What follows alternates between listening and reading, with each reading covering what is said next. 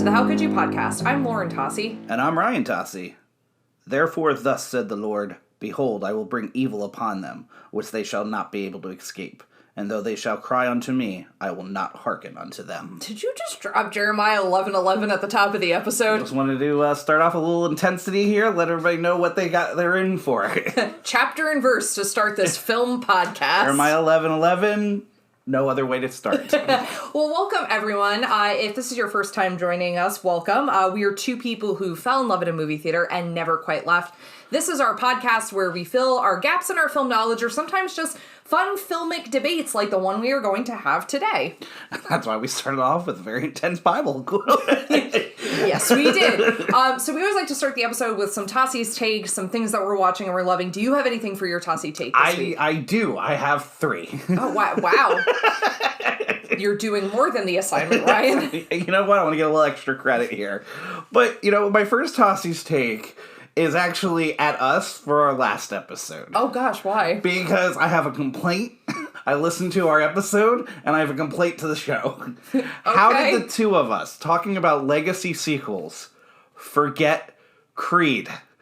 Probably, I know for me, and I think you, one of our all-time favorite sports movies, if not our all-time favorite sports movie. I mean, it is the quintessential legacy sequel of a new sequel that just takes us into a different level. I mean, how we both forgot that and never mentioned it, beyond me. Would you say, how could we? How could we? Yes, indeed. So, I could not let this episode go without bringing that up. I completely agree with you. It is an entire, just complete blank spot for us. We should have had that at the top of our list, talking about legacy sequels. So I needed to say that, even though I have a feeling down the line you're going to hear a lot more about Creed from us. I don't know when, so that's not like a Tossi's tease of an episode, but I just have a feeling this isn't the last that we hear of Creed on this show. You and I are also pretty ride or die for Coogler, so I feel like there's something Coogler cooking for us at some point. Agreed. I completely agree. What are your other two Tossi's takes? Second one, actually, I got a recommendation, or Jeff Harvey, listener of the show, had actually reached out to me, had just recently listened to our Super Bowl episode. Okay. And brought up a really good documentary football movie that we didn't talk about on the episode. What's that? And I thought, you know what? I think I'm going to bring that up here, because it is. It's a movie called Undefeated. It's a documentary about a high school team. Really engaging, really good. He said it's one of his favorites, and I was like, you know what? That is one. I don't know if we left it off because of it's being a documentary. I don't know if I forgot about it. I'm not sure, but I agreed with him completely. It's excellent. And I thought, you know what? It's draft week here in the NFL. If people want to go back, re-listen to our Super Bowl episode from 2 years ago, here's some great football movies. This would be a good time to bring this one up and say, you know what, that should have been on our list, but maybe you want to hear our other films as well that we recommended. No, that's a wonderful recommendation. We should definitely listen to that. The draft is up ahead. 13 seconds of Ryan holding his breath when the Bills... Sorry, I don't know why. I'm so mean. But I appreciated Jeff reaching out. Jeff, who works on like a farm and listens to our show when he's feeding some alpacas and stuff like that. I just wanted to give him a shout out with a great recommendation. Which, please, I'm going to throw this out there. Please tell us how you listen to the podcast, because I find this endlessly fascinating when people are like, oh, I always listen to you guys when I'm doing this. Yeah. So far, I think the weirdest is the alpacas. Like, I didn't expect that, but I kind of like the idea that there's fluffy alpacas that hear my voice every once in a while. I'm with you. I completely. And I do agree. We want to hear from you guys more. Please. Lauren says it all the time. She practices and she does such a great job giving all of our social medias and our emails. And you know what? And I know a few weeks back I checked our email because I hadn't checked it in a long time. And I had to catch up with almost year-old emails. But I promise you, I'm checking it every day now. So please email us suggestions, comments, everything. We want to hear from you guys. My third and final Tossi's takes, because I got a great one from our nephew Phoenix. He texted me this great YouTube video, and I highly recommend it. It's the Batman, but with the goofy Batman, and that's how it's labeled, so look it up. And what they did is they took the Batman trailer, but they brought in Adam West from the old show, and deep-faked it, and oh my god, it's so good. They brought in a couple of the other characters, and they just melded it, and it's done so well. highly recommend it. It's funny, but it's so good. And there's a really cool other YouTube video that goes with it that shows the whole how they made it and everything, which is really interesting. But if nothing else, if you haven't seen the Batman yet, that's okay. It's pretty much just taking the trailer. So I highly recommend you guys take 2-3 minutes and watch this. It's so good. Your Tossi's takes are real left field. To borrow a baseball parlance, because if you didn't know this, little Tossi's tease, we are going to be hosting The Sandlot at Theater 514 on this Saturday at 1 p.m., April 30th. Who doesn't want to start their baseball season by watching The Sandlot with us? It feels like the perfect way. Yeah, you got kids that play Little League or softball. Come on out. We want to see everybody out there. We're going to have a good time. It's going to be a great movie to see on the big screen. 100%. I don't think I've ever seen it on the big screen either, so that'll be a really fun way to watch it. My Tossi's takes, I am shocked it wasn't yours, honestly, because I thought we were going to have to, wrestle over this one. Everything, Everywhere, All at Once. Please watch this movie. It is so innovative. If you are someone who enjoys the multiverse aspect of what comic book films have been doing lately, it'll hit you for that. If you are really into what A24 has been doing, you'll love it for that. If you love Michelle Yeoh's career, you will love that. There's so much to love about this movie. It is not at all what I thought it was going to be. I think I went in with a pack of expectations and it exceeded every single one. I found it emotional, impression, and clever, and funny, and weird, and disturbing at points. It's an amazing film, and I won't say anything about the plot, but just please watch it. Yeah, I mean, I want to. Yeah, I was going to add something, but you threw that in the end, and I'm going to agree with you. Yes, absolutely go see it. I mean, we are just pushing A24 here. You would think we're sponsored by them. And if we could be sponsored by A24, please reach out to us.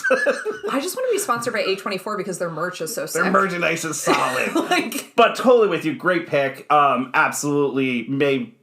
It's going to be hard to beat that to me for the movie of the year already. No, yeah. You said that when we came out. You're like, good luck rest of the year. And I'm like, yeah. And I know there's a great, we previewed some of this on our year-end episode. There's some great stuff coming out this year. I have a hard time thinking that from a creative perspective that something is going to overtake that in my mind.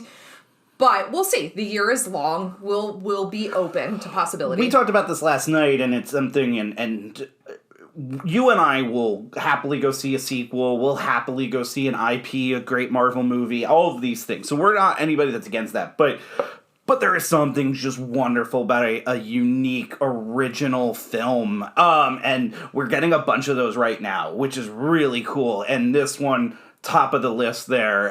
So I love that aspect of it, that it's just its own unique, you can't even kind of put a genre or box to it. It's a cool movie. No, nor would I try to. And I think that's kind of the joy of it, is that it's something that I think is more accessible than you probably think it is. Yes. If you saw the trailer, you're probably, this just kind of seems weird. And if that's not something that appeals to you, you might think that. But I think it's a really great, at the heart, a really great family drama. I'm not saying anymore. I'm going to stop talking about it. I'm glad you said that, because that's actually what I wanted to say. I agree with you. At the end of the day, it's a really good family drama. Yeah. Well, moving from one family drama to another, which is weird. So obviously you've seen the title of the episode. We were going to be talking about the film Us today, but we feel like we can't talk about the film Us and our How Could You that goes along with it without talking about another film. And that is Jordan Peele's 2017 Get Out, which was an incredible phenomenon. If you are a fan of Jordan Peele like we are, you probably got started with his comedy roots, the Key and Peele show, and enjoying him in that venue. And then he comes out with this film. There's no way to describe it except to say this film was a phenomenon. It is a horror thriller that transcended people who did not, come to it necessarily because they're big horror fans. It made incredible, prescient commentary. It was clever. It was fun. It was so incredible that, and I think because it came from someone with such a strong comedic presence, it was a real surprise. How did you feel when you first saw Get Out? Loved it. Very much so. I think it's a fantastic movie. I think you said it best with it's as accessible a horror movie as possible. I tend to lean and think and describe it more in the thriller standpoint than the horror standpoint, but certainly that's just nitpicking on my part. It's really, it being described as a horror is completely justified as well.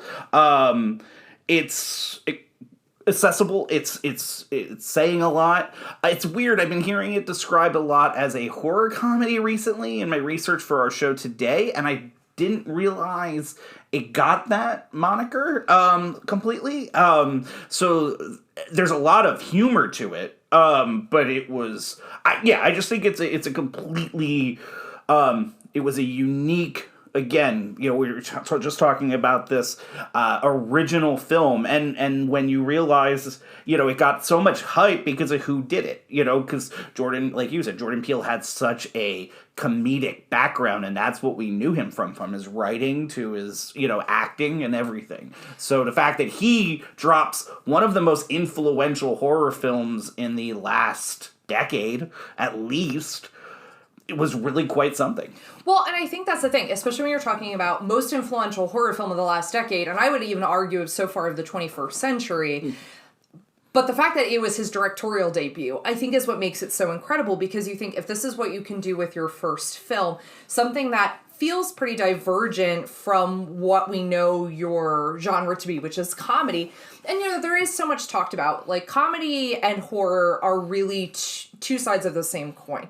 You're looking for someone to have a visceral reaction to something. You want somebody to laugh, or you want someone to feel scared. And those things do not have universality. Like, the things that you may find funny or scary can be incredibly subjective. And it's the real master horror director, the real master comedian, that can find that mid-space where it kind of pulls people in at different points. And I think what you were talking about with accessible is, like, this film is incredibly complex. But I think the thing that it did is it created a horror film that was having such a cultural touchstone moment that it, I think, not forced, but encouraged people who are like, I'm not a horror person, I don't like scary movies, to go, okay, but everybody's talking about this film. It to me reminds me of, like, if you were someone who didn't like horror, but The Exorcist came out and everybody's seeing it and everyone's talking about it. So how do you not go see that film and at least give it a try? And it's funny you say the thing about the horror comedy.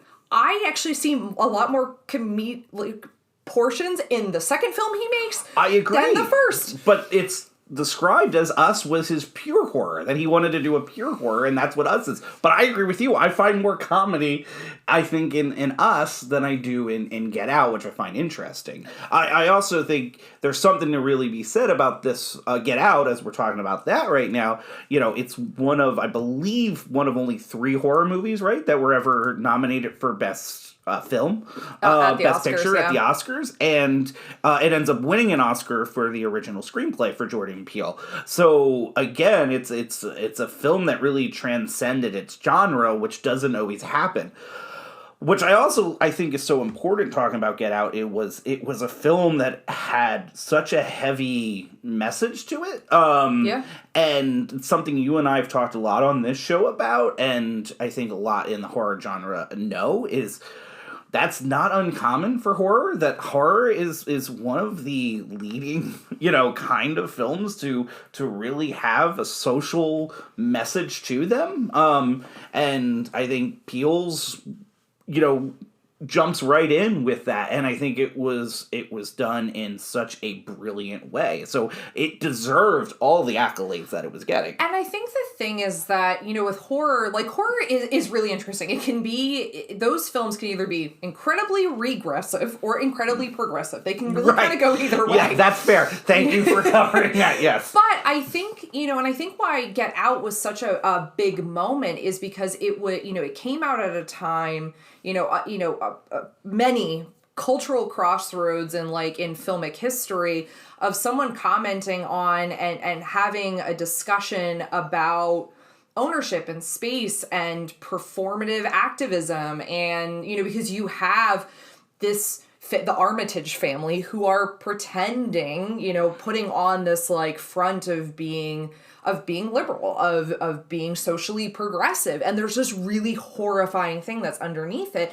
And I think what it questions is, to look at systemic racism, to look at ownership of body. And I felt like when that film came out, I was like, and this is the beautiful thing that the horror genre can do in the hands of a great director and a great writer, is make comment upon things and to get people to have conversations.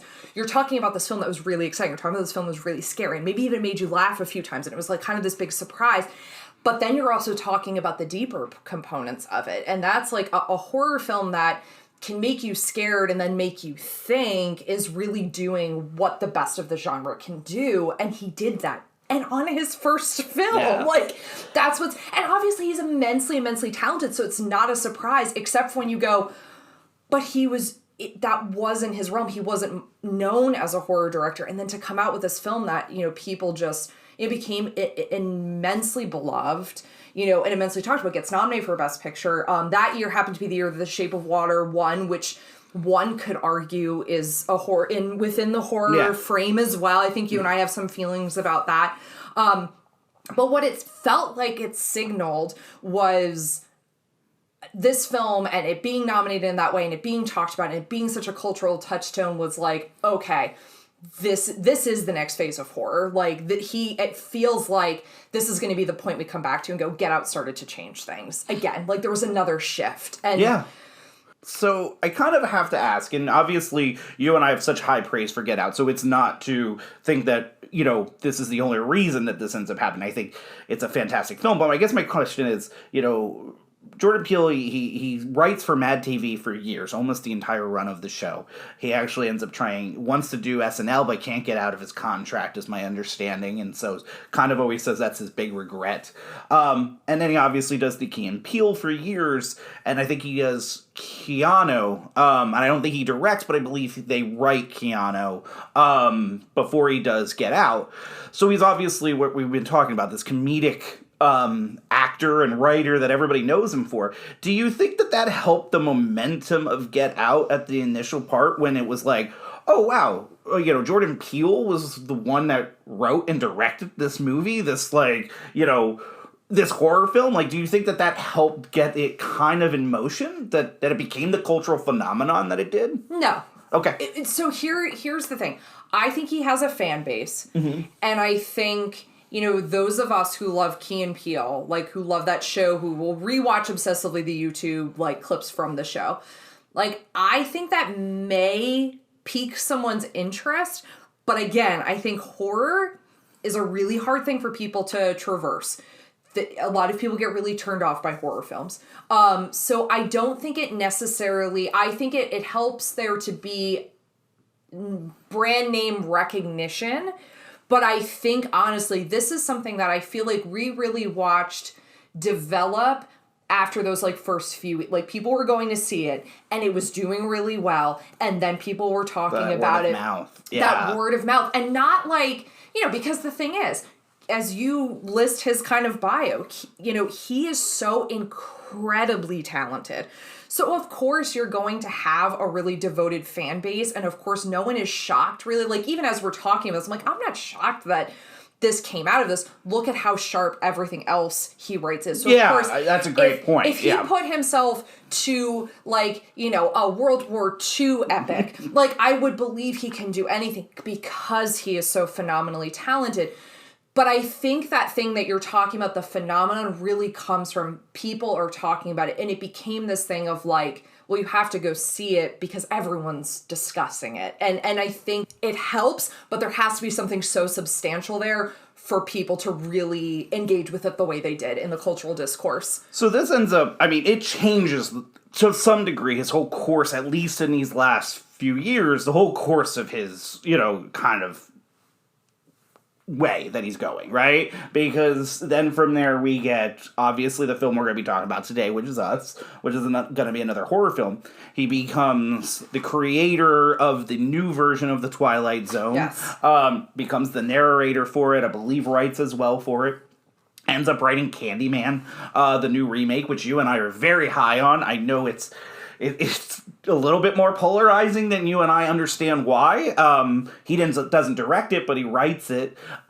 His next film looks to be somewhat of a horror film of some variation of that, which we'll talk about later in the show. So yeah, I mean, his whole now, it's an interesting just turn, right?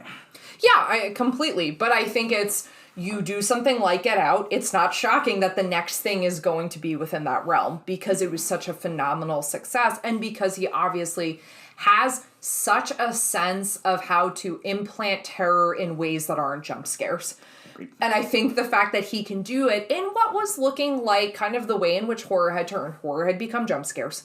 Like, and really was, you know, and not to say that that's not fun. I'm not being, you know, demeaning towards films that use jump scares. They're effective in their way.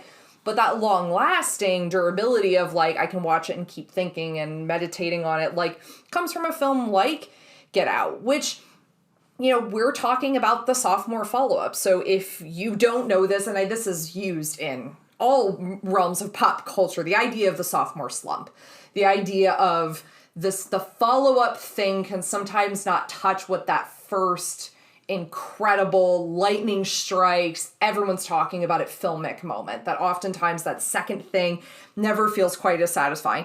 So, I mean, the how could you here for us is, how could you not love the sophomore follow-up to a film, mainly because we're going to be talking about a sophomore follow-up today, which is Us. Yeah, it's a great question, because not everybody can hit it. And it's an interesting thing that you're talking about, because, you know, we talked about this very specifically. It's not the director that has that first kind of movie and then, you know, their initial film, like in their second or third go at it. This is somebody that has a huge mega hit, you know, is completely awarded and everything, and then comes back and has to follow that up with another successful movie. It's a really interesting list of directors that are out there with that. Yes, and I think, too, it becomes this, you know, and I don't think it becomes, like, career-defining. I don't think your second has to be a hit, because I think everyone will kind of come back to that first one and go, okay, well, that was the thing, and, like, they're developing their talent.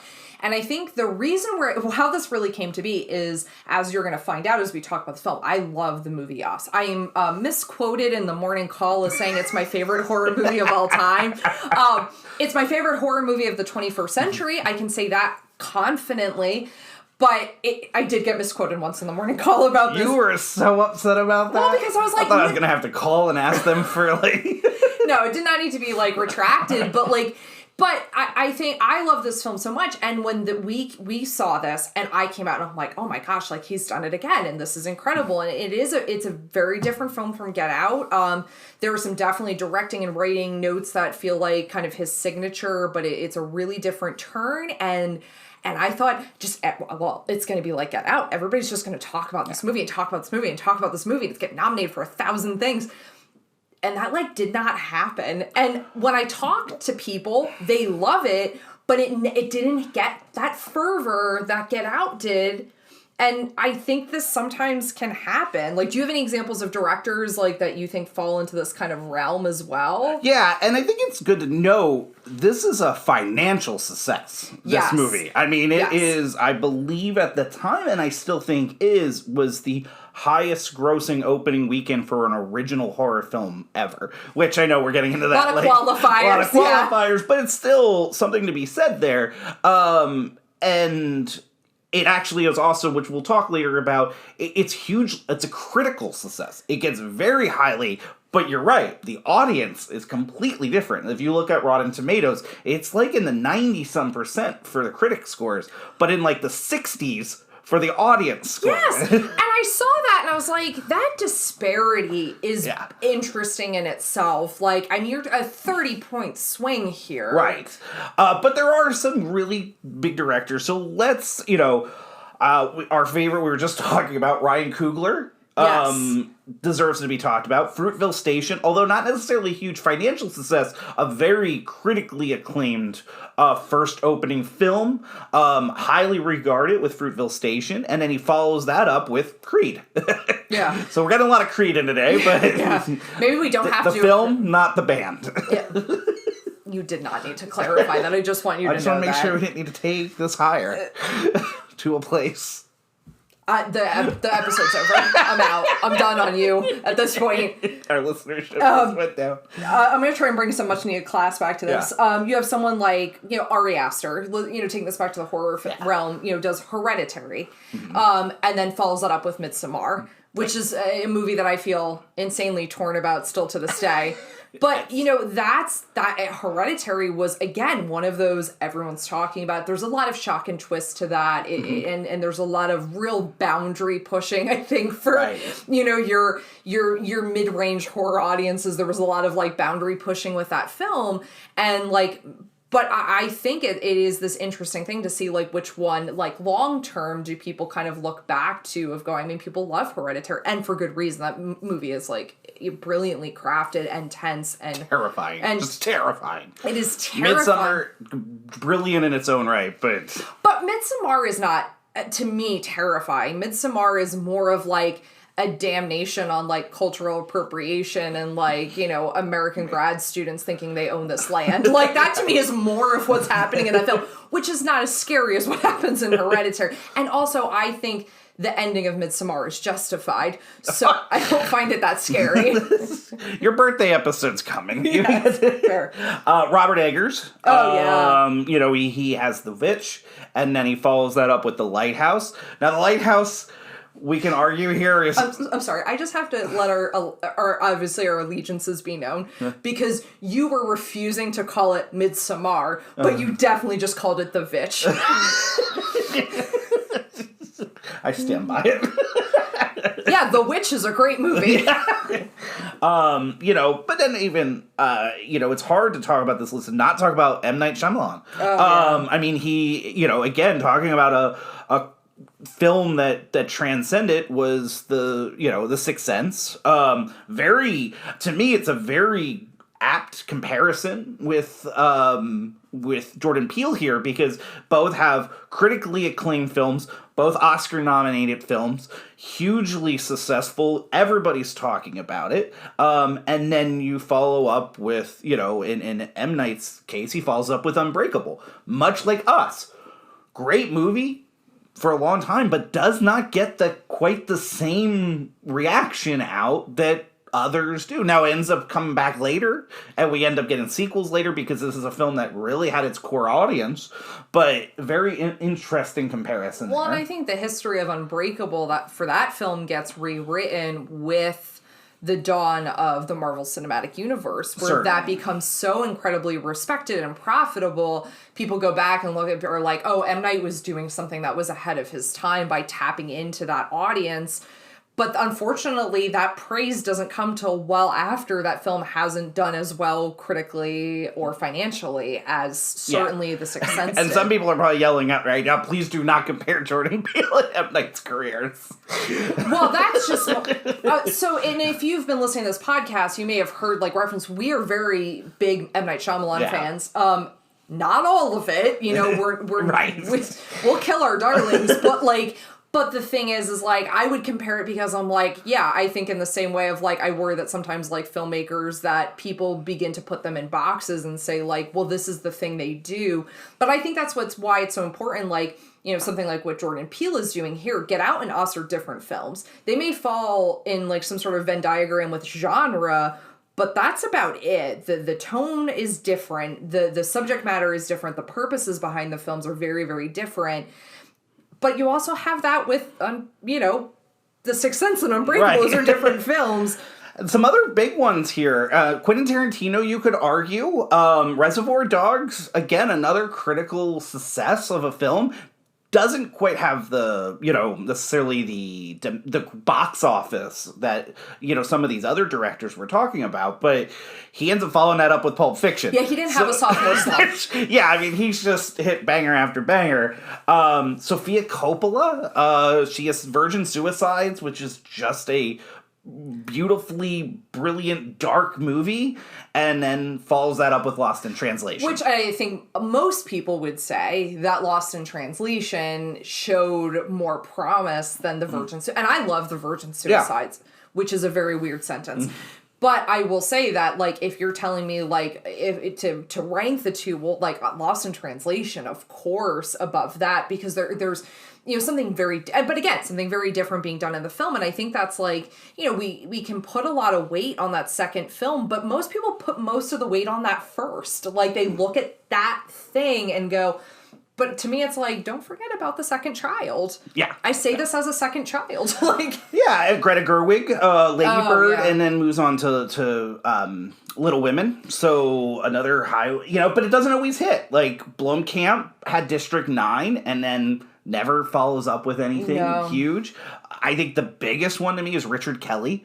Richard Kelly as Donnie Darko seems like the next big thing and has just not been able to live up to that. And then obviously there's argument here to be made that Orson Welles is one of the biggest, that has obviously maybe the greatest movie of all time with Citizen Kane, goes on to have a very good career, but never can live up to Citizen Kane. Yeah, and I think that's because when you have that great standout moment, it's really hard then to mitigate expectations of going, this was so remarkable because you were surprised or enchanted or it was new. And I think we're, easy to kind of then take that for granted and go, well, we expect it to be well crafted from here on out. Now, Orson Welles, I mean, that even gets more complicated, like how Citizen Kane gets made, of course, and then, and then the career that follows. But like, it is, when you start comparing that first film and the second film that they do, I think a lot of times there is this kind of snub that's given to the second film. Like,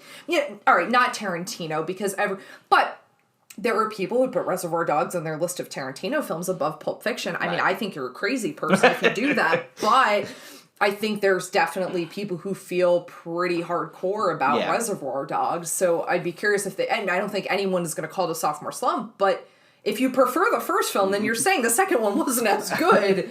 So we obviously don't think that this is a sophomore slump in talking about Us. I'm with you. If you ask me, I actually like Us even more. I don't, I hate comparing two great movies, in my opinion, but I think Us is just amazing. So I know you and I do not think it at all is a sophomore slump. No, and I think the important thing here is this. I'm going to refuse to pick a favorite child because they're very different. They function very differently in my mind. They do very different things. They engage different parts of my senses in terms of, or sensibilities, I should say, as to like what I'm analyzing about the films. So in that way, it's hard to compare. I have the soft spot for Us because I think I just walked out of it and I went like, this is the greatest horror film I've seen in a while. Yeah. And I still feel that way when I rewatch it. And it's not to say I haven't seen horror films that I really enjoy, but in the 21st century, and I feel very confident saying this, nothing's overtaking Us for me yet.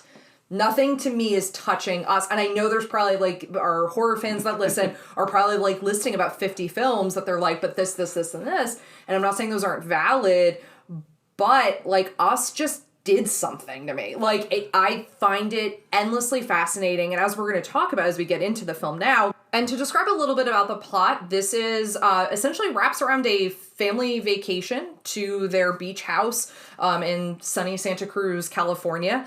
And that's about all I'm going to say at this point because we have a very special message. Yeah, I just think you've listened to 30-some minutes of this show already. You knew what the description was, so more than likely you're okay with spoilers. But this movie's not that old. We obviously have already, tipped our hand to how much we love this film, so we highly recommend seeing it. If you have any inkling to watch it, we highly recommend watching it. Turning us off now, watching it, come on back when you're done and finish the listen, because we do really recommend this movie. And like we said, it's not that old, so some people may not have gotten around to it, but the rest of this discussion will now become spoiler. We're going to be diving into the rest of the film and everything. And because there's a mystery at the onset, you can see that in the trailer, but we will spoil what the mystery is if you keep listening. So from here on out, this is a spoiler-heavy zone. Yeah. And I want to talk about the score first. All right. Nothing more spoiler than a good score. It is, because it's creepy as all get up. Great score. It's a really good score. So it's Michael Abels. So Michael Abels did the score with Jordan Peele for Get Out. And I really love this. Steven Spielberg likened this relationship to the relationship he has with John Williams and told Jordan Peele, you two should always work together. Yes. And I went, all right, that's one, really high praise, and two, really high expectations, because now you're going to have to be able to like manipulate your score to any like genre of filmmaking that Jordan Peele. But I do hope that they stick together. I'm absolutely with you. It's fantastic, and you need that great score to really help this film along. Not help it. I'm sorry. Aid it. Add to it. Well, and I think it's because there are. This movie, because assuming now if you were listening, you have watched this film, there's a lot with this film that's just unnerving. The notion of the doppelganger, is pretty terrifying to begin with. This came from, and there were a few kind of points of origin of how Jordan Peele was developing this story. But my favorite, I think, origin point for this is that he grew up in New York City. And he always imagined how terrifying it would be if he was standing at a subway station and looked across the tracks and saw someone who looked exactly like him that was just smiling, as though that doppelganger knew something that you didn't. And he did this interview with NPR, and I could quote essentially the entire interview. But he said, the one thing we can count on is our own consciousness. It's that it's ours, and this place in the universe is ours. The one thing we can know for certain. And that's what makes this movie so terrifying. What if there was another version of me that's been kept underground and is coming up to exact their revenge? The coming up from the ground, to exact their revenge is a really interesting way to talk about that, because like you talked about, this film has so many influences of how it ends up, coming to be. Like, it ends up heavily being influenced by the Twilight Zone episode Mirror Mirror, which, obviously we've already talked about Peele's love for Twilight Zone. So, and that's about a doppelganger and everything, and that's in the first season of the Twilight Zone. The other huge influence, there's a lot of influence from the film Chud. Those who don't know about the film Chud, it's an mid-80s movie. Chud stands for Cannibalistic Humanoid Underground Dwellers. I didn't know it stood for something. Oh, yeah. Okay. And any kid that grew up in the 80s or early 90s that went into a video store definitely remembers the Chud VHS tape, artwork and poster. But there's more influence to it. It's not got the same social critique necessarily, or hand that Us does, but it's essentially a film about class as well. So there's so many layers to the movie Us, and one of those huge ones is talking about class, where Get Out was specifically about racism in society. Us is a lot about classism. So it's. I think that's really important that you point that out right at the top of talking about the beginning of the film and those influences that you're talking about, like Chud, because Jordan Peele said something in an interview and it really stuck in my head. He said, by saying there's an us, you're saying there's a them. And I never thought about us as an isolating or othering word, but it is. It really changed my perspective on, because I think of it as a unifying. There's an us that feels warm and comfortable, like you're embracing. But by doing that, you're immediately saying there's something oppositional then to the collective of us that are quote unquote together. There's another component of it. Right, and it's a really interesting way to look at it. Now, Chud ends up being about the homeless population kind of being put, underground in New York, and then they mutate and become these cannibals, and kind of come up and, obviously very different. It's very 80s, horror. Yeah. But obviously the classism aspect of it is there, and the bridge with Us, it actually gets a little bit of an Easter egg early on in the movie, which Easter eggs galore throughout this film. But it has this Easter egg of Chud being very early when Adelaide is watching the Hands Across America commercial. When they're coming across the TV, you see the VHS tape there. Also happens to be Jordan Peele's first girlfriend ever. Her dad was the director of Chud. Wait, seriously? Yes, so kind of an interesting thing, and he said that was a little personal thing that he put in there. So. And that's fantastic because there's 80s references all throughout this. Well, I mean, one, the framing device for this is a story that occurs in the 80s, which is her going into the mirror house or the fun house called Vision Quest and getting lost and then seeing her double. And then there's the reference at the beginning because they're at the Santa Cruz boardwalk, which is the boardwalk from The Lost Boys. Absolutely. They actually make a reference to The Lost Boys in the movie. I mean, they say, like, oh, that's what they're filming over there. So we know that this is taking place in 86 because they're supposed to be filming Lost Boys right there. I mean, the opening of this movie just sets up the visual aspect of this movie alone.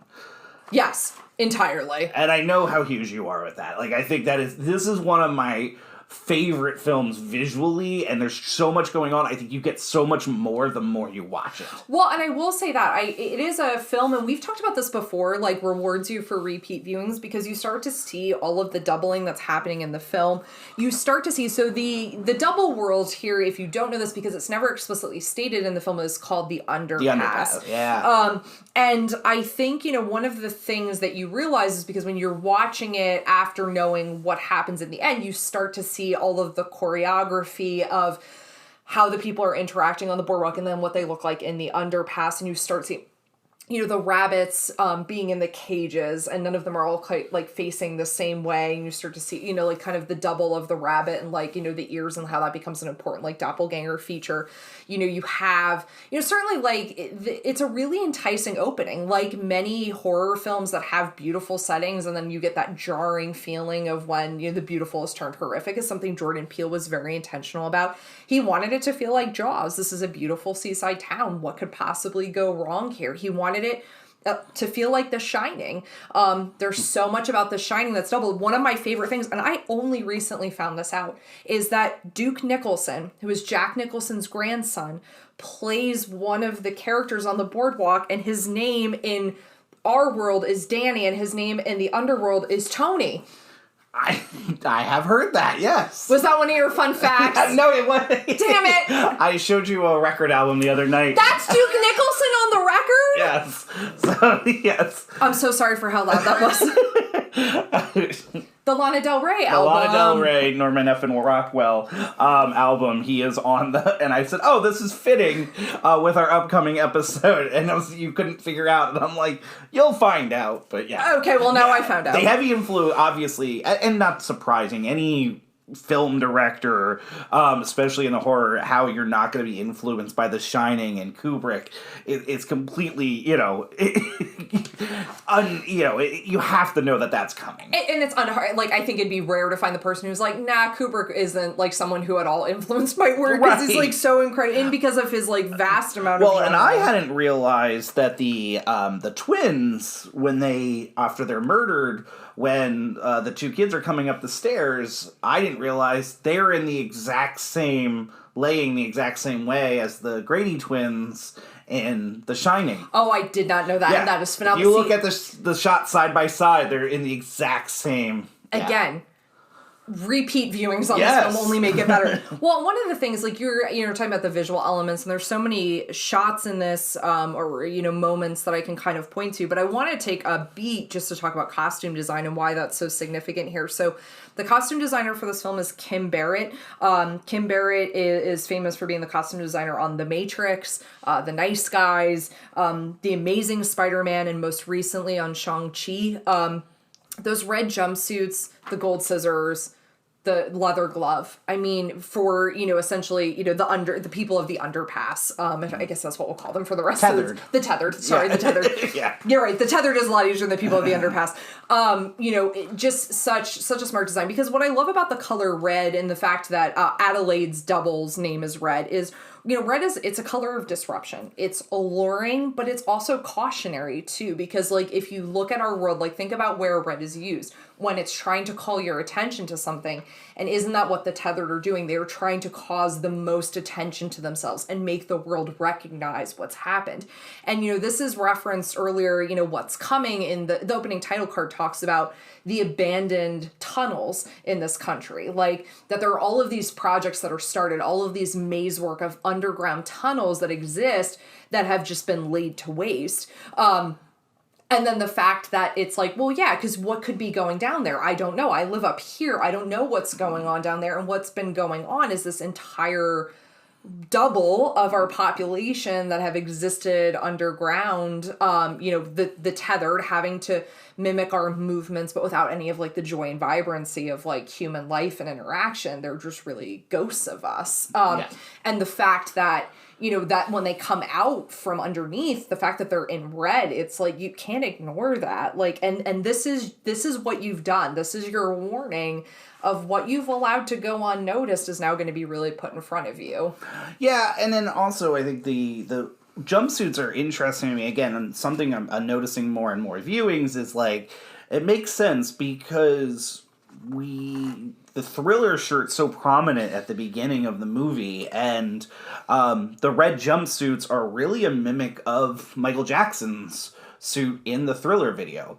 And again, Peele talked a lot about Thriller. It's that doppelganger, that dual self, that duality of, Michael Jackson in Thriller, of the good guy and then he turns zombie, in these two aspects of him. And obviously, again, Red, she has this Thriller shirt and she's using the influences that she knows, obviously Hands Across America, the Thriller shirt. She uses the one that they have, the one glove, which I know has a couple of references, but to me, it fits so much more with the Michael Jackson aspect of it. I also feel heavy with the Freddy Krueger, makes a lot of sense to me. I know that there's been talk about the fact that it's an OJ aspect of it. I haven't quite understood why. I mean, I understand the Soul Glove and OJ, but I don't understand the connection to this film that's supposed to be from, this moment's supposed to happen in the mid-'80s, and I think you're supposed to think she only has culture, like above ground culture from that time. So I read something similar and I was like, I think that's a reach. I think that's like us kind of supplanting onto it what other cultural movements could be represented by the glove. And I'm like, yeah, but she wouldn't know that. Like, I think you're supposed to think 86 is kind of her harsh cut off anything after she doesn't know. And I won't lie, I maybe you knew it, and I could not figure out. I didn't understand the significance of the scissors. It didn't connect to me, and I had to actually look up why the scissors were so, because to me everything else was so very specific and obviously referential and aspect, and I could not quite grasp. Well, and I'm going to ask because I want to make sure that I understand. My understanding of it was it was twofold. It was one, because that's how you cut off from the tethered, and then the second component being because it's a weapon that's a double of itself. Yeah, that didn't make a connection to me. Yes, the duality, again, they're using the duality that it only works on its own, and it's also, it only works as a pair. But it also talks about how it's he talks a lot about how it's an instrument that can also be good and very dangerous. It's a tool, but also can be a weapon. So there's a lot of that aspect of it. So I didn't make, especially the duality of the scissors, of their own thing, but when they come together, they become this instrument. It's a very interesting. Well, because even how you phrase that, the idea of the tool of creation or the weapon of destruction, the fact that something can be the same thing, and that's what you have with these characters, because you have their double, they're named fully, so you have the family at the center of this is Adelaide, Gabe, Zora, and Jason, and then their doubles are Red, Abraham, Tenebrae, and Pluto. They have names, they're, and it's not the same name either, and they're, the thing that one of the things I think we have to talk about in relation to this, and I know this will come in a little bit in a later segment, is just the notion of like how well acted this is, because they have to play two different roles. Yeah. Something I appreciate is that when they had to film as one character, Jordan Peele would sit in and act exactly as they had, like almost this weird doubling thing that happens. They said it was actually because he would, particularly when he had to embody Red so Lupita Nyong'o could play as Adelaide, he would mimic the voice that she was doing, and all of the motions, so that way it felt like this mirror reflection, so they could really get genuine reactions in their acting, which I just think, one, is a very giving director to know that would be something so important and needed. But also, again, it adds like another duplicity to the proceedings and the choreography of it all, of like how mirrored everything has to be. I like your use of choreography there, because I think it's so important throughout the entire film. Yeah, and I, talking about like scenes, because I listen, I think every scene in this movie is my favorite scene. So like, it's gonna be impossible. Do you have any favorite scenes in this film? To me, the two would be, I think, again, we're talking about visually how stunning this movie is, and you talked a lot about it with the Jaws aspect, which is funny, because to me, my favorite shot or scene of the movie is when it's after the fire, and the car with Pluto, and she's kidnapped the son, Red has kidnapped the son, and it's Adelaide on the beach, and, we have this bright sun on this beautiful beach, but at this point the madness has occurred, and you have Adelaide coming across disheveled and dirty, and the interesting aspect, we were talking about costuming, the fact that, she starts out in all white, and as the film goes, she becomes bloodier and dirtier, and that costume becomes dirtier and dirtier until eventually, by the end, she's essentially wearing a red blood-soaked, to almost mimic again Red at that aspect. But her coming across that beach, and you have the Hands Across America tethered going on, I just think that's a really, really cool shot in a couple of seconds. So that's one of my favorites. Well, and can I say something? You just pointed out something I didn't realize. I didn't think about the fact like how much her outfit changes by the end because it's blood-soaked. And it calls to reference. There's an earlier scene when she is interacting with her, let's call quote-unquote friend, Elizabeth Moss, and her on the beach, and they're chatting. So this is Kitty, and she says, so Adelaide says, I don't feel like myself, and the reverse of that of Kitty saying, I think you look like yourself. Yeah. Like, and I just think about like that again, like that doubleness, but like also what that does to Adelaide is by the end, doesn't she look like herself and feel like herself, because she is actually the tethered. She's not supposed to be up here. Spoiler! We said this was a spoilery section. I have two questions to you, because we're not talking about the Tyler family, and there's a lot I want to talk about with the Tyler family. They're the worst. So we can either discuss them now and then come back to your favorite scene, or we can talk about your favorite scene. What would you like? Let's talk about the Tyler family, because you've prompted it. Okay.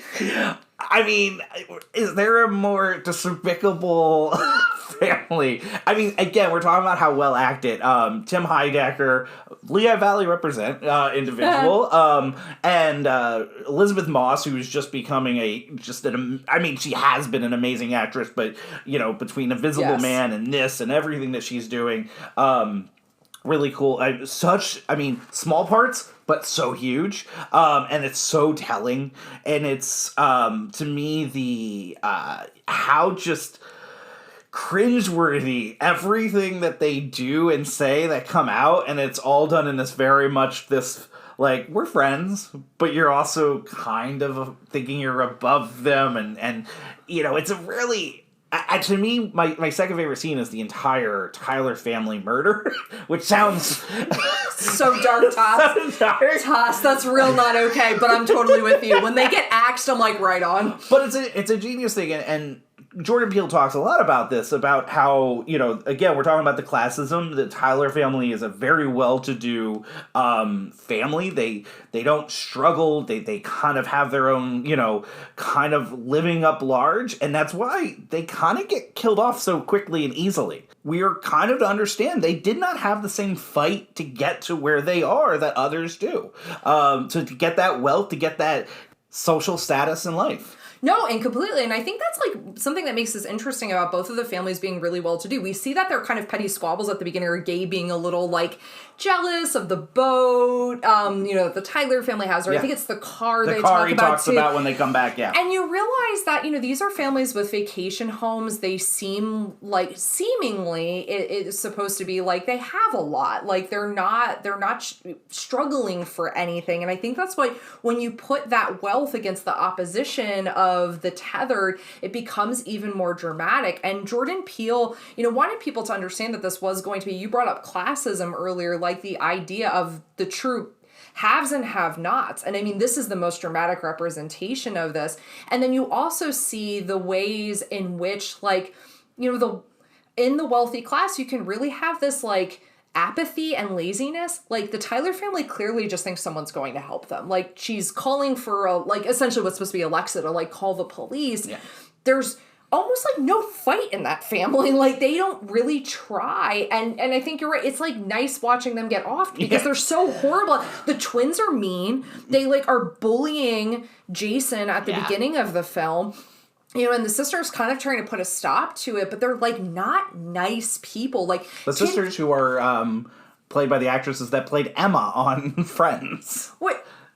Mind blown enough. But, like, because I love that, because you have that earlier line, Kitty says, if the twins hadn't been born at the exact wrong time. Yeah. And you realize there's so much about that because it's the twins. It's like, because life is coming at you when it's not convenient for you. And it's something that she can't plan, she can't control, just like the events of the film that are about to happen. And so when they get murdered, there's this real sense of, like, that family didn't stand a chance. Whereas, like, with the Wilson family, you get to see them, you know, they bond. Like, and there's the cringy because, like, you know, dad's making dad jokes and they kind of have to, like, yell at the kids when they're, like, too much on their phones. But there's, like, a real sense of, like, this successful family unit of, like, you know, and being bonded together. Whereas you get the sense, like, with the Tyler family, they're really living separate they're very lives. Detached. I mean, and the mom and dad kind of hate each other. Yeah, they hate each other completely.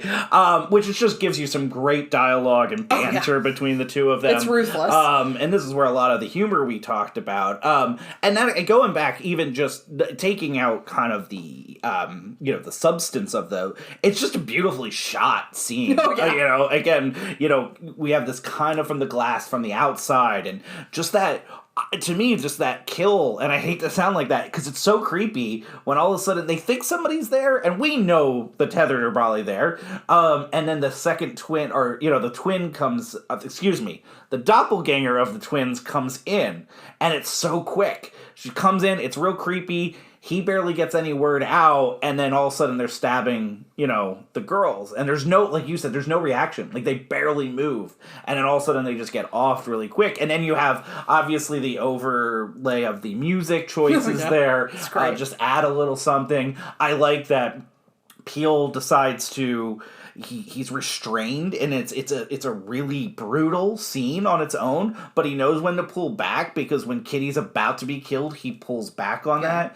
We also get a lot more about the tethered, and that there's a little bit more to them, which is an interesting thing. Like, you know, there's almost a humor, and there's the connection that they have. It's really just a really good scene, even as dark as it is. Well, because you get even, like, you think about in that sequence, you get that really terrifying when Kitty's doppelganger is, like, putting on makeup and, like, trying to, like, perk her smile. Elizabeth Moss just kills that part. Credit to Elizabeth Moss on that. But, you know, and I think, like, part of what makes that scene so great, and one of my favorite moments, is actually how Jason and Zora function in that, because when Adelaide's upstairs and, like, they realize they've got to go up, there's this, like, knowing look they give each other as siblings of, like, and again, this is where that play on the us works really well, because it really is, it's us against them, and you see what happens when the us unite against the them. It works really well for the Wilson family. The Tyler family never does that. They're always just separated. So in some ways it, like, makes more sense that they're tethered take over. And I love the choice that there's, I mean, they, like you said, they work as a whole. There's no lot of questioning. It's when Adelaide gives instruction, they're going and they're moving. You know, the only thing we get a little bit of Gabe's bravado at the beginning, you know, which I really, Winston Duke. Again, just the entire cast of this whole film is just A+. And, you know, at the top of the game. And Winston Duke is so great in that when the tethered finally show up in the driveway and we get that creepy imagery of them standing out there, and he's trying to find the right balance of, you know, he's nervous, but he also knows this is my family. He doesn't want to think that something's going on, so he waits as long as he can before he finally decides, oh no, this is not good. You know, he tries to have, you know, almost false bravado a little bit of trying to scare them off, but knows when to, you know, just really well done on how that's played out. Well, and that's, like, the great infusion of, there is, like, a sense of humor to it, but it's also the sense of, like, relatability of, like, he's scared, but he had it be, you know, because there's that great line, because I think, doesn't the son say, like, the boogeyman families is at the end of our driveway, or he says it's the boogeyman's family. Because, like, the son Jason... I don't think I caught that. Oh, yeah, the son Jason, like, kind of points to it. And that, to me, is one of the great shots of the film, and it's used in the trailer when they're all together, and then the two kids start scattering. Yeah. And, like... Red gives that noise to let them know. Yeah. It's terrifying. Great job on the sound design and also, like, how that's framed. And, like... Because, like, we know it's coming. Like, you know that terror's coming. But there's that sense of, like... You know, Adelaide, you know, because, she knows that there's this underground world. Like, she is immediately fearful because she's been feeling this coming. There's been this sense of, like, all of these little hints, the repetition of 11:11, the little things that she's just starting to pick up on, that there's something wrong. Like, something is about to happen. That girl is coming back for her. And coincidence is, so people don't know, coincidence is supposed to mean that your tether is nearby. So that's not just, that is intentional by Peele. So all these things that are happening are supposed to be happening because Red is near. See, I need you to not say things like that to me. Because now when coincidences happen, I'm going to be like, great, my tethered's nearby. Maybe she's quiet. Maybe that's like the thing that marks my tether. She's just quiet. And also, the uprising is supposed to be very specific. That it's not just coincidence, not to use coincidence, but it was intentional that they were waiting, that Red was waiting for the day for them to be back there and be at the beach. This was all plotted and waiting for this moment. Because you do, and obviously this comes later in the film, but you know that Red has been waiting for this and has been kind of planning and plotting, and she is, the one with voice, even though it's a disruption. She has a vocal disorder, but she's the one with voice to be able to kind of orchestrate this, another word that becomes important later in the film.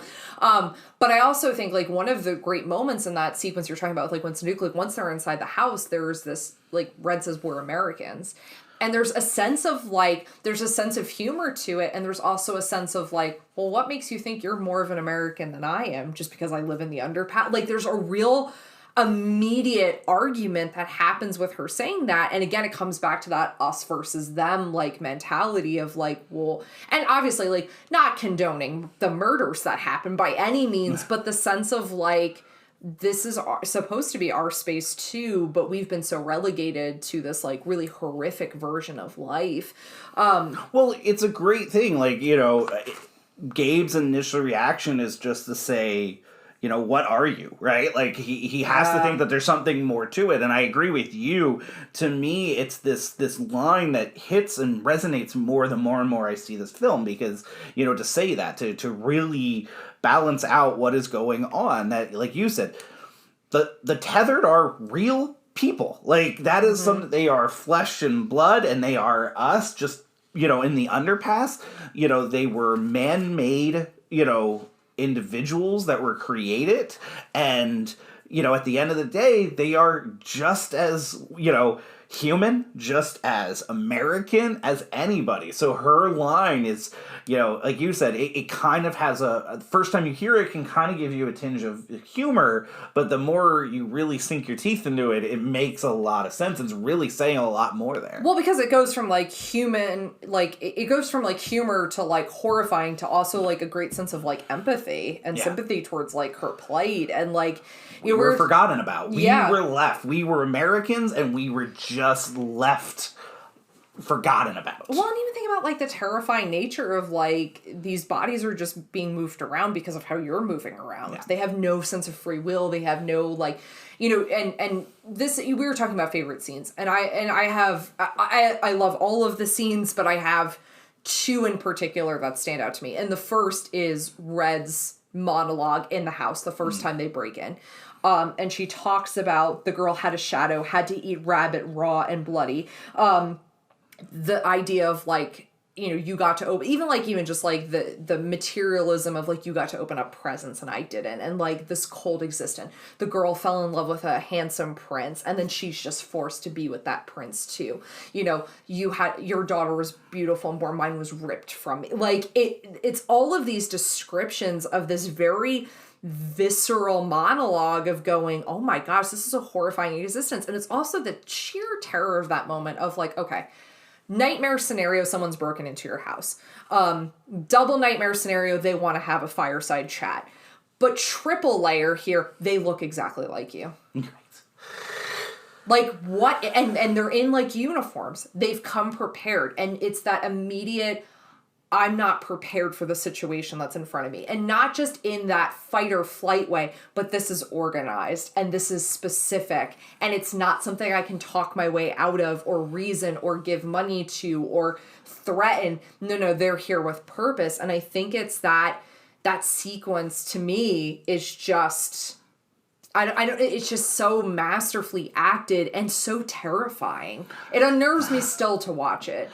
It's very unnerving. I'm glad you said that scene because I agree with you. Lupita Nyong'o is just phenomenal. In that she hits every note that you need to, which is just terror. But she's also laying out everything that's important for you to know in that moment. And even more important later when you realize how... Because that's what... I mean, this movie's last twist really turns it on its head. And you go back to that and think about, Red and what she's actually saying there, too. And what she had to deal with and go through is so incredible. And it really puts it on ahead of, in this moment, like you're talking about, who's the villain, right? Like... we think we know who the villain is and who's not, and we're not wrong, but we're not right either. It's a really interesting, and just Red's entire monologue laying this all out, even in that moment where that these people are going to do something evil, they're here to do something evil, or at least, but you're hearing everything she's saying and you empathize. Like, you're going, that just sounds like a horrible existence. So you're understanding why she's essentially mad and there and wanting to take the life that they underground, the tethered, deserve. Well, and importantly, too, the fact that the real of this is that Red is Adelaide and Adelaide is Red. Yeah. and this brings me to, like, my second favorite. So there's the whole ending sequence of what happens in the underpass when Adelaide goes down to confront Red and to get her son Jason back after... Red's son Pluto has been killed by fire, and goes back to, like, reclaim her son. And I think there's this beautiful split dioptic shot where Red is talking at the chalkboard, and Adelaide is behind her. And she really starts going through this narration of what her life was like and how dance became this, like, crucial component. I love that dance sequence. You have the repeat of an orchestration of I've Got Five on It, which is... So this song appears earlier in the film. And it was in the trailers, and it's catchy, and it's one of those songs that, like, you hear again, and you're like, oh, I love it. So, like, it's got a great beat to it. And it also has, like, there's so much done here with, like, doppelgangers and duality, and there's, like, no neutral space within this, because you have, like, I Got Five on It, which is, so it's a drug reference, and it's talking about, like, a quarter of a sack or a half of a dime bag, like, so even that, there's a doubling that happens even, like, within the song. So when this, like, whole thing happens, there's this great line where Red says, how it must have been to grow up with the sky.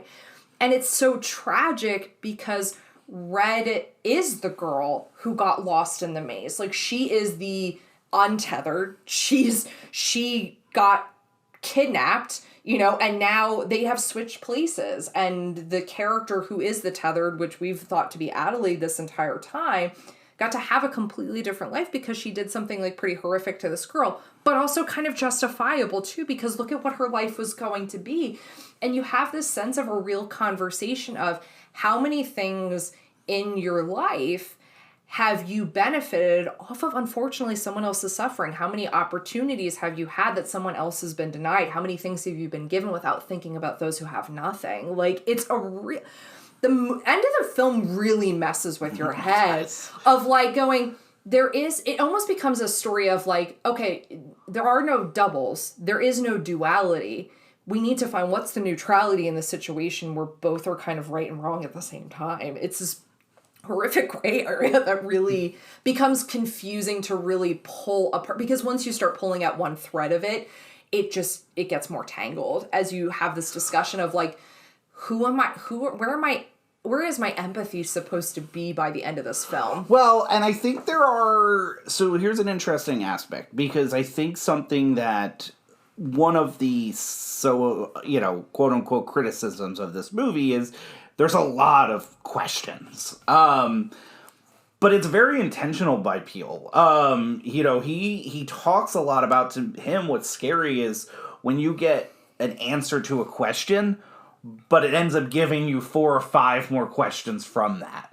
And he does that throughout this movie. Like, you don't leave without so many questions about the tethered. And I think in the end, like, we have all of these questions that we're left with. And then also these, we're not sure how to feel in many ways, you know? And even up to that the last shot of at least the Wilson family, you know, of Jason looking at Adelaide. And there's a lot of questions on that. There are some people that had questioned whether Jason was tethered. To me, that makes no sense. No, yeah. And I've watched it many times. I don't believe that is ever a case. But to me, it makes more sense that he seems to know whether... He's got tethered DNA, he though. heard, whether now all of a sudden just through all of that he's, you know... But that leaves this very open question of, like, you know, is Adelaide the villain of this story? If she's not the villain of this story? Because also the same reason why she's still just protecting her family. Exactly. And I think, like, you know, there's such, like, a beautiful interplay that happens. And, like, you know, in Jordan Peele time, we talked about this earlier in the episode of, like, you know, wanting to, you know, that disruption of, like, something horrific happening in a really beautiful place. Like, you have, like, ballet becomes such an important component at the end of this. Like, the choreographing of these, like, bodies kind of smashing together, but also, like, this... You know, ballet, like, you know, the art form. And I think ballet to me is one of those things that, like, is both beautiful and horrifying, because I think, like, the immense stress and strain that you put your body through to do ballet at that level is kind of horrific. It's body horror within itself, which is really beautifully distilled in Aronofsky's Black Swan. Yeah.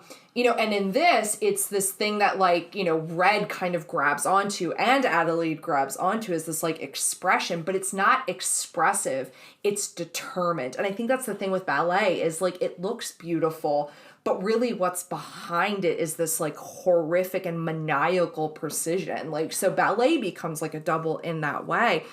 And I think one of the terrifying things that you're left with is you're watching this, like, kind of beautiful, artful thing, and it's like you realize how subjective that experience becomes of, like, viewing this as beautiful or is viewing this as a punishment, you know, this being able to dance. The wonderful scene, which is one of my favorites too, of the fight scene between, you know, Lupita Nyong'o and herself, you know, between Red and Adelaide, which again is very much dance. It's choreographed, but it's done in this really just great way. That the song they end up doing over it was actually supposed to be Pasti Do. From the Nutcracker. From the Nutcracker. But I guess once they scored it, like put it on, it didn't work at all. Yeah. Like that was always supposed to be the intention. And I'm so glad it didn't, because what we get is so much better.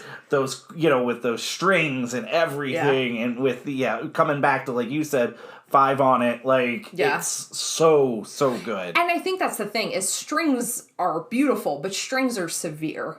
Yeah. Like, there's a severity to the, like, auditory quality of a string when it's, like, hit, like, staccato with a bow that makes it so unnerving, but makes it so perfect for that sequence. And then, like, we're just kind of left with, like, they're holding hands across America, and there's, like, helicopters in the distance, and obviously the entire world has gone to hell. And how far this spreads, only Jordan Peele knows. Right. Which I love. I love the ambiguity of the ending. Do you have any hold up? No, it's perfect. I do have one hold up. Oh, fine, whatever. So we have to do the hold up. I know. All right. There is one. And it's really so Red's voice. Which is so iconic and great in its own right on its own. And then Lupita Nyong'o explained where they actually came up with this voice, which ends up actually being from spasmodic dysphonia. Yep. Which very notably Robert Kennedy Jr. has, and actually referenced him. So unfortunately the voice is probably the one thing that, you know, if they did pull from that, it would have probably been an ableist thing to do. Yeah. Yes. So I would say that's the only holdup that I'm coming out of it. But she did say in interviews that it partially. Yes, completely agree with you. And I think the thing is like the understanding was supposed to be is like something happened to her down there, because obviously she was like and I hate to say human child, because there are humans down there too, but she was an untethered child. but that something happened to her vocal cords when she got down there. Well, her vocal cords are, you're supposed to assume, when she gets choked by... Oh, is that why? Mm-hmm. You know what? Thank you. That's always been my assumption. Never could figure out why. Okay, yeah, that's... but it's also interesting you talk about that, where the tethered almost become cult-like, right? Where, we use Jeremiah 11 at the beginning and this imagery of these duality of this, and Red ends up becoming almost this messiah to the tethered, and we talk about these things, and it comes from the dance, right, where they're not able to see it because she, being from the above, is able to have these movements that they can't all completely understand. When we also talk about the voice, that becomes why she becomes this leader of them, and they follow her. Yeah. And it also brings back to a lot of what Peele's trying to say too, which is a lot about, we all up here are all kind of in our own little cult aspects of things. I just find it a very interesting, way that he goes about that, and Peele ends up also talking about how, the tethered are this dark side of us, which means then that we are a cult kind of as well, and, what does that say about us, but we're just not on the surface as much. Find it really interesting. The Jeremiah 11, the 11:11 is throughout, the imagery is throughout this movie, between the coincidences. One that I completely didn't understand, I wrote down in my notes, I was going to ask you about, which was, he uses the band Black Flag a lot in this movie, and there's a lot of Black Flag t-shirts, and I was going to ask Jordan Peele, why does he use that? And it's then the 11, I realized, and then through my notes I realized, oh no, that was, or through my, looking at this, that, the symbol is essentially the 11:11. Yeah. So I thought that was a really neat, again, all these Easter eggs throughout this movie. And I think it's all of that intentionality, because I don't think you can tell a story where coincidence is such a strong marker for foretelling what's to come, that you can't have a space where you haven't thought out every detail. And this film has, which calls to question a segment. So we have been doing this often, to Oscar or not. This movie was so ignored, and it was a battle flag that I was waving from before the nominations went out, that Lupita Nyong'o needed to be nominated for Best Actress this year, and was brutally left out, along with everything else with this film. Agreed. I think it's a travesty she wasn't nominated. Probably now, in hindsight, a few years later, I probably argue that it's a travesty she didn't, travesty in the, most first world problem, travesty way, that she didn't win. I think she should have won, too, when I look back on it. And nothing against some of the actresses that year, but... Nothing against Renee Zellweger, but you cannot tell me that performance beats this performance. Like, it just doesn't. Like, and I think there's a long history of, actresses who have to play multiple parts in a film or in a TV show not being recognized. I mean, you and I were like singing that song with Fringe way back in the day. Never getting any Emmy love, yeah. Yeah, Orphan Black, very similarly, not being recognized as it should have been. But, and this was a year where I look at the list and it's Renee Zellweger, Cynthia Erivo, Scarlett Johansson, Saoirse Ronan, Charlize Theron. And it's not that these aren't great performances, but Lupita Nyong'o should have 100% been in this conversation. I am going to further argue that Martin Scorsese should not have been nominated for Best Director for The Irishman. That should have been Jordan Peele's spot.